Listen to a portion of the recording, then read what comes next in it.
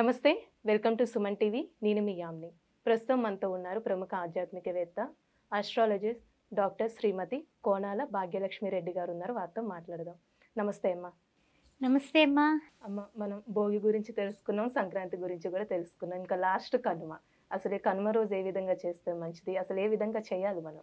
హిరణ్యవర్ణాం హరిణిం సువర్ణరథస్రజాం చంద్రాం హిరణమయీం లక్ష్మీం జాతవేదో మవావహ తామవావహ జాతవేదో లక్ష్మీమనపగామినీం.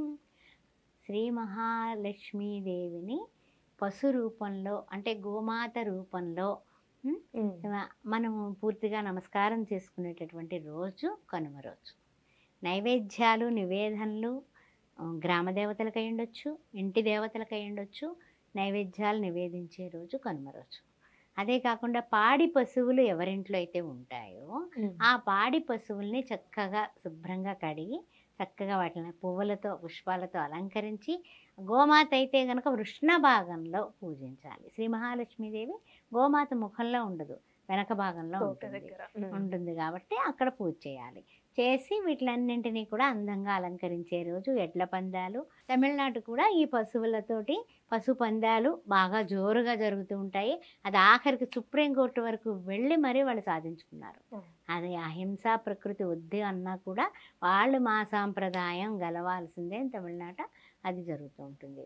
అందువల్ల ఈ విధంగా ఈ యొక్క పశువులకి సంబంధించిన పండుగే కనుమ రోజు 3 పండుగల్లో ముఖ్యమైనటువంటిది. అయితే ఆ రోజున గంగిరెద్దులు వాళ్ళు బాగా వస్తారు, బుడబుక్కల వాళ్ళు వస్తారు. అదేవిధంగా చెప్పాలంటే కనుక గంగిరెద్దుల వాళ్ళు రాగానే అయ్యవారికి పెట్టు నమస్కారం అనగానే ఆ గంగిరెద్దు కూడా పాపం దండం పెడుతుంది, 2 కాళ్ళు దగ్గరికి చేసుకుని కిందకి వంగి నమస్కారం చేస్తూ ఉంటుంది. పిల్లలందరూ చప్పట్లు కొడతారు.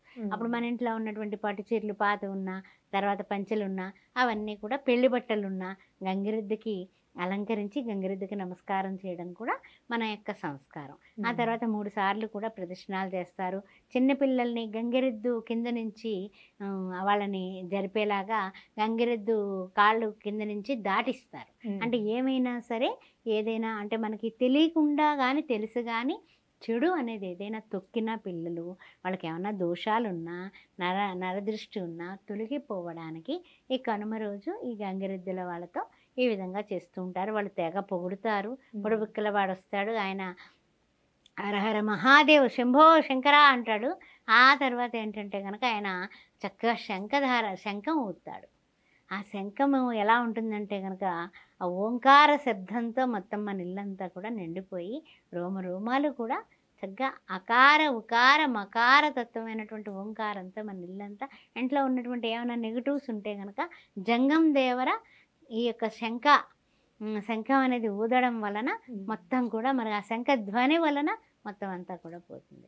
తర్వాత ఆ రోజున ఎడ్ల పందాలు బ్రహ్మాండంగా జరుగుతూ ఉంటాయి. కోడి పందాలు ముఖ్యంగా పండగ రోజుల్లో అసలు గోదావరి జిల్లాల్లో అయితే తూర్పుగోదావరి వెస్ట్ గోదావరి అయితే కనుక కోడి పందాలు వేలే కాదు లక్షలే కాదు ఎంతంత డబ్బన్నా సరే పెట్టి గుండాట్లు అవన్నీ కూడా అంటే పిల్లలందరికీ పెద్దవాళ్ళు పిల్లలైపోతారు.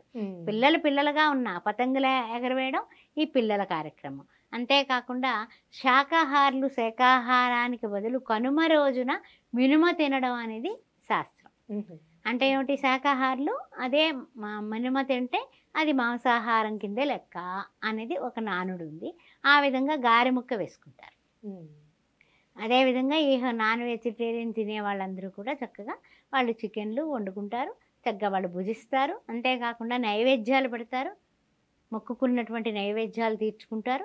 అది అందరికీ కూడా పోరట్లు పెడతారు.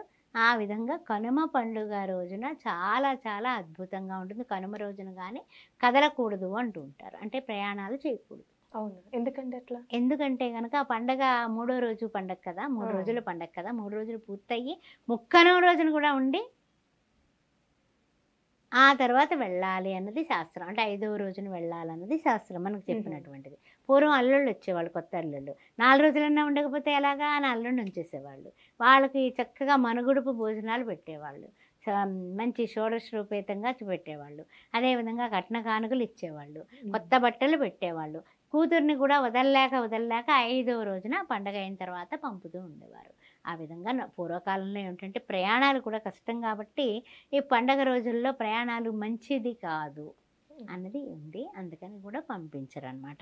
తర్వాత ఇంకా పైగా పశువులందరినీ కూడా రాముడని, భీముడని, కళ్యాణని, లక్ష్మి అని ఆ పశువుల్ని ఎంతో అందంగా అలంకరించి మురిసిపోతూ ఉంటారనమాట. ఆ విధంగా పశు సేవ అనేది చేస్తారు. అంటే మనం అంటూ ఉంటాం కదా, ఋషి యజ్ఞం చేస్తాము. పశుపక్షాదులకి చేసేటటువంటి యజ్ఞం కూడా భూత యజ్ఞం అంటాము. అదేవిధంగా మనకి మాతా యజ్ఞము అంటే మాతృదేవో భవ పితృదేవో భవ, అలాగే ఈ పశువులకి చేసేటటువంటి భూత యజ్ఞాన్ని కనుమ పండుగ రోజున మొత్తం తెలుగునాటంతా కూడా తప్పనిసరిగా చేస్తారమ్మా. ఆ విధంగా చేస్తూ చక్కగా ఆ రోజున ఇచ్చే దానాలు కూడా చాలా బాగా ఇస్తారు. ఎవరి ఇంటికి వచ్చినా కూడా మన ఇంటికి వచ్చిన వాళ్ళకి లేదు అనరమ్మా. పళ్ళు తాంబూలం చక్కగా వండుకున్నటువంటి పిండి వంటలు, చాటల నిండా బియ్యాలు అన్నీ ఇచ్చి పంపిస్తారు. హరిలో రంగ హరి అని హరిదాస్ వస్తాడు. ఈ హరిదాస్ కూడా చక్కగా పాటలు పాడతాడు. హరిను రెండక్షరములు హరించును పాతకముల నంబు జనాభా, హరి నీ నామ మహత్యము హరిహర పొగడంగ వశమే హరి శ్రీకృష్ణ అని పాటలు పాడుతూ వస్తాడు. ఇంక అందరూ పులకించిపోతారు.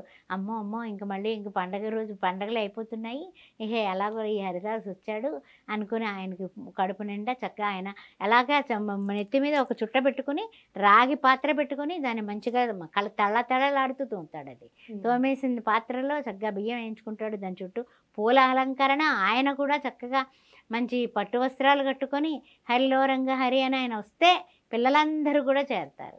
అలాగా ఈ గంగిరెద్దుల వాళ్ళు, బుడబుక్కల వాళ్ళు, ఈ యొక్క జంగమ దేవర్లు, హరిదాసులు, తర్వాత చెప్పాలంటే కనుక సన్నాయి మేళం వాళ్ళు, ఇలా అన్ని రకాల వాళ్ళు వస్తారమ్మా. అన్ని వృత్తుల వాళ్ళకి కూడా రాజు లేదు, పేద లేదు, అందరూ జరుపుకునేటటువంటి అద్భుతమైనటువంటి 3 రోజుల పండగ ఈ యొక్క పెద్ద పండుగ తెలుగునాట మనకి భోగి, సంక్రాంతి, కనుమ. శ్రీమాత్రే. చాలా చక్కగా తెలియజేశారమ్మా. ధన్యవాదాలు.